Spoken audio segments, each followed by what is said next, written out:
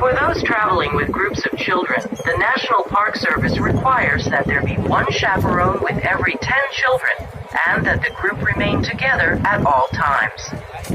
Under normal conditions, the last ferry will be departing from Liberty Island at 5 o'clock. Ferry schedules are posted aboard this vessel and at the National Park Service Visitor Information Center on Liberty Island. If you have any questions or have an emergency while visiting the island, please contact a National Park Service ranger or a United States Park Police officer for assistance. And above all, enjoy your visit.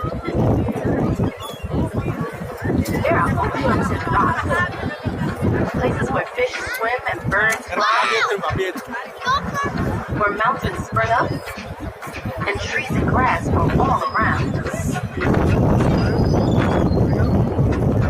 History is made, art is created, a man takes life, a leader steps forward.